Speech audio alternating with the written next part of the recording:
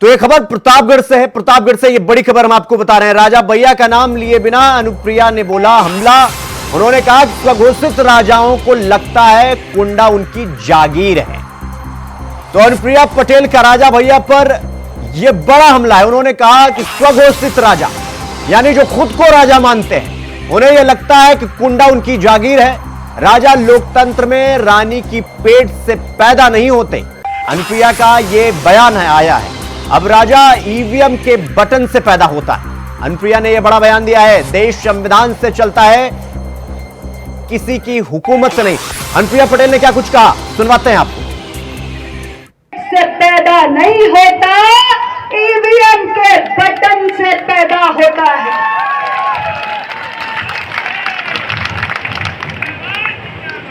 तो ऐसे स्वघोषित राजाओं को जिन्हें लगता है कि कुंडा हमारी जागीर है, उनके भ्रम को तोड़ने का अब आपके पास एक बहुत बड़ा सुनहरा अवसर आ चुका है। मैं आपसे कहना चाहती हूं कि इस बार 26 मई को आप ईवीएम का बटन दबाने जाएंगे तो याद रखिएगा कि इस देश के अंदर अब केवल मतदाता ही सर्वशक्तिमान है और राजा या रंग बनाने का काम सिर्फ आप मतदाता भाइयों के हाथों में है।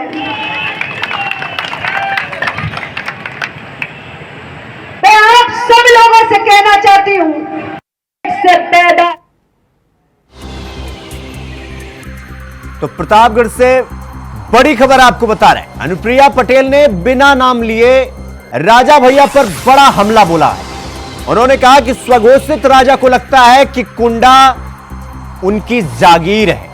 अब बीजेपी सरकार में गुंडे माफिया थर-थर कांप रहे हैं। तो हमारे साथ इस खबर पर उत्तर प्रदेश स्टेट कोऑर्डिनेटर अनिल पाठक जी हमारे साथ जुड़ गए हैं। अनिल जी, जिस तरीके से अनुप्रिया पटेल ने अब राजा भैया पर बिना उनका नाम लिए उन्होंने एक वर्ड का इस्तेमाल किया, स्वघोषित राजा, क्या कुछ मायने हैं अनुप्रिया पटेल के इस बयान के और वो क्या संदेश देना चाह रही?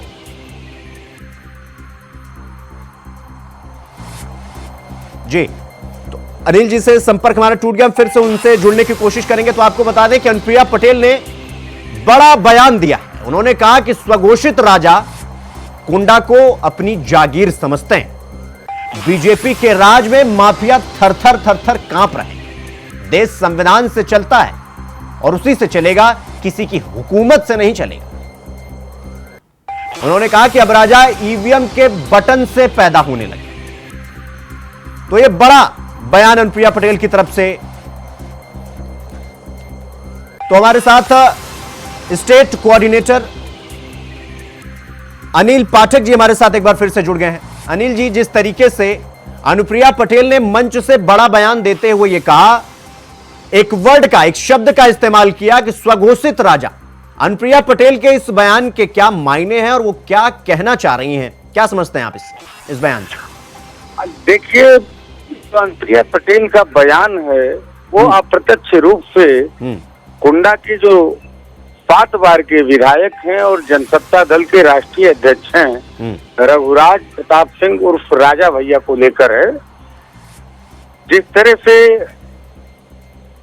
ये कौशाम्बी लोकसभा क्षेत्र में राजा भैया के समर्थक जो है समाजवादी पार्टी जिंदाबाद का नारा लगा रहे हैं और उस समय जो प्रत्याशी हैं वहां के पुष्पेंद्र फरोज उनके समर्थन में एकदम मैदान में उतर आए हैं, उसको लेकर के डैमेज कंट्रोल को रोकने के लिए।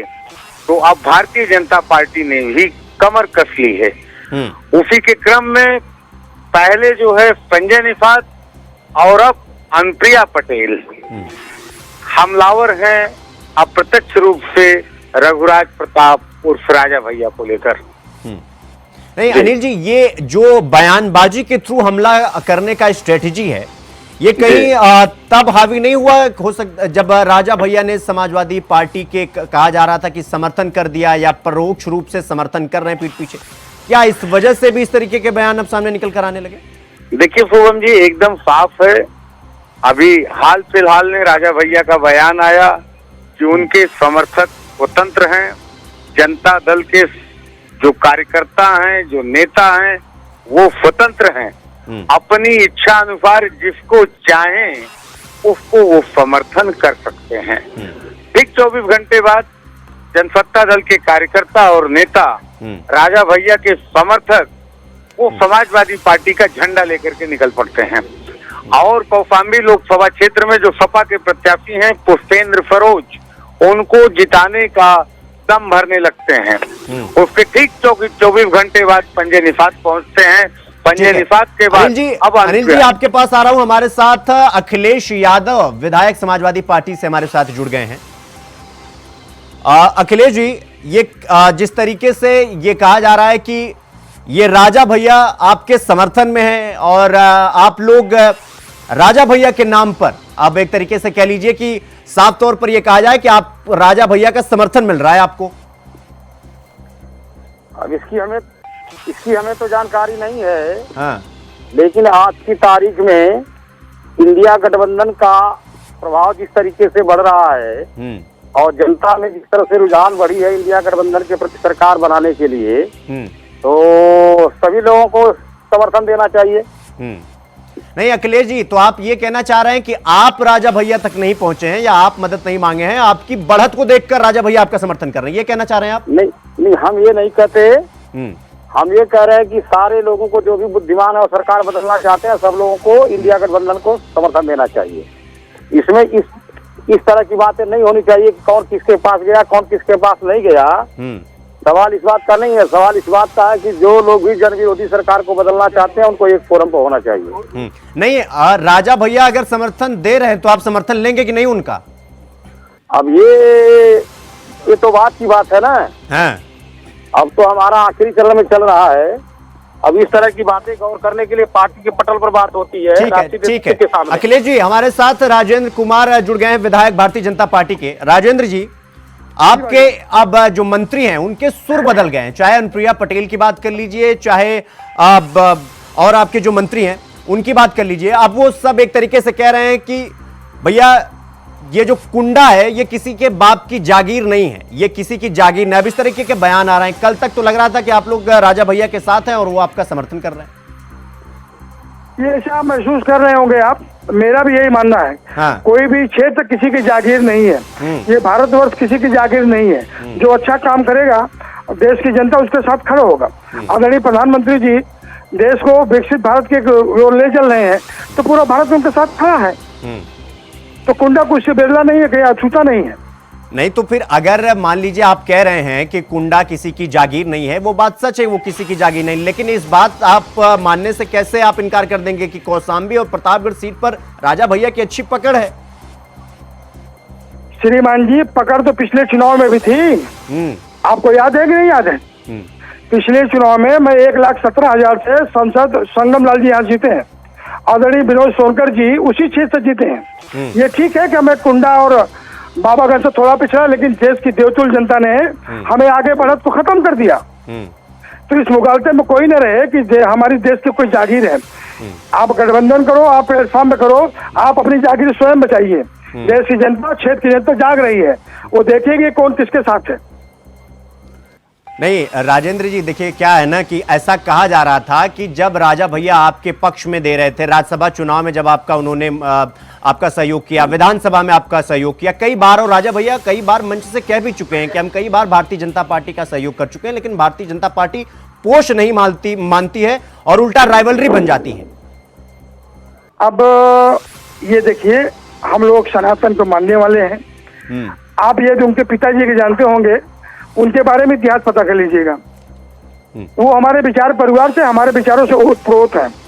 आदरणीय राजा भैया जी भी, माननीय राजा भैया जी भी हमारे विचारों से ओतप्रोत है। राम मंदिर में अखिलेश जी नहीं गए थे, उनका पूरा कुनबा नहीं गया था, लेकिन राजा भैया जी गए थे, भूज बाबू जी गए थे, भूज हमारे महाराज जी गए थे। ठीक है, तो वो सनातन को मानने वाले हैं। आपके सवाल का जवाब अखिलेश यादव जी देंगे। अखिलेश यादव जी जवाब दीजिए। देखिए, लोकतंत्र में जागीर शब्द नहीं चलता है। राजनीतिक व्यक्तियों का अपना प्रभाव और जनता का जन समर्थन होता है। लेकिन हमारे भाजपा वाले भाई रंग बदलने में माहिर है। जब उनको समर्थन हासिल है तो जागीर है, जन समर्थन नहीं है तो जब किसी की जागीर नहीं है। तो इस तरह के लोग माहिर है, करते रहते हैं। महोदय, जनता समर्थन देती है, कोई किसी कहने में समर्थन नहीं होता है। आज की तारीख में मुख्य मुद्दा जो है, जो एक तरफ लोग वो हैं जो इस जन विरोधी सरकार को बदलना चाहते हैं और दूसरी तरफ भारतीय जनता पार्टी और गठबंधन के लोग हैं। तो जिस तरीके से लोगों का रुझान सरकार बदलने के पक्ष में बढ़ रहा है, वैसे वैसे भारतीय जनता पार्टी के साथ गठबंधन दल वाले परेशान है और इस तरह का बयानबाजी कर रहे हैं। जी राजेंद्र जी जवाब दीजिए। वो कह रहे हैं कि संविधान विरोधी सरकार है आपकी और आप मनमानी करते हैं। ये मुंगेरी लाल के हसीन सपने कह लीजिए, आप कहने को कुछ कह लीजिए, जमीन धरातल पे आएगा आपको पता लगेगा किसने संविधान का विरोध किया, किसने पक्ष लिखा है। उस दिन बाबा साहब की बात करते हैं, उनके बाबा साहब विचारों को देखिए। वो वहाँ पे उनके जो पार्क था पूज्य जनेश्वर मिश्र जी के नाम से उन्होंने स्थापित किया है। वो ऐसा उपदेश न दे जो यथार्थ से दूर हो। आदरणीय अखिलेश जी से पूछिए वो क्या बात करेंगे बाबा साहब के बारे में। हम उनको सम्मान करने वाले हैं, उनके तीर्थ को मानने वाले हैं, महात्मा बुद्ध को अंगीकार करने वाले हैं।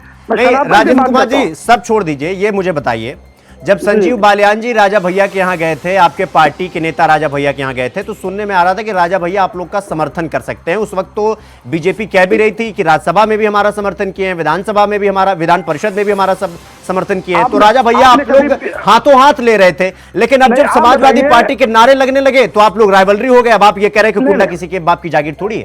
नहीं, आप सुनिए महोदय, आप देखिए राजा भैया एक शिष्ट परिवार के हैं।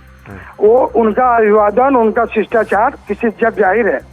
आप कभी देखे होंगे महाराज जी हमारे सदन में आते हैं तो कन्या बढ़िया शिष्टाचार से मिलते, वो शब्द और भव्य परंपरा के माने जाने वाले हैं। ये राजनीतिक व्यवस्था किसी की नहीं है, राजा भैया किसी दबने वाले नहीं है। राजेंद्र जी आप हमारे साथ बने रहेंगे, हम फिर आपका रुख करेंगे। तो इस वक्त की बड़ी खबर आपको बता दें कि समाजवादी प्रत्याशी के जनसंपर्क में नारे लगे हैं। पुष्पेंद्र सरोज के जनसंपर्क में नारे लगे, तो ये बड़ी खबर हम आपको बता रहे हैं।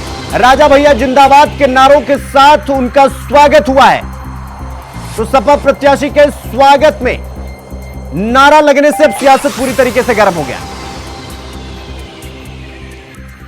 जी तो राजेंद्र कुमार जी आप कह रहे थे कि स्वभाव अच्छा है राजा भैया का, तो राजा भैया का स्वभाव तो अखिलेश यादव से भी अच्छा था। वो कह भी रहे हैं कि सियासत में कोई भी राइवलरी, कोई भी तलखी ज्यादा समय तक नहीं होती है। वो तो सीधा सीधा इशारा कर रहे हैं आपको। नहीं तो ठीक बात है, हम मैं उसे इनकार कहा करते हैं। देखिए मैं ऐसा नहीं कर सकता कि मैं शीर्ष नेतृत्व के फैसले को शीर्ष नेतृत्व उलट दूंगा। मैं उनसे उम्र में राजा भैया से 1-2 साल बड़ा ही होऊंगा, छोटा नहीं हूँ। जब वो कभी बजरंग दल में हुआ करते थे तो मैं भी बजरंग दल में था। जब उनका नाम तूफान सिंह था तो मैं बजरंग दल का संयोजक था। ठीक है, तो हमारा संबंध भी आगे पीछे चलता रहता है। मैं ये इनकार नहीं करता हूँ। उनके जो सदन के साथी हैं वो अखिलेश जी को छोड़ चुके हैं, उनको छटपटा हाथ है। कुछ विधानसभा के सारे उनके जो दिग्गज हैं वो भाजपा की तरफ खड़े हो गए हैं, तो राजा भैया के पीछे पड़े हुए हैं।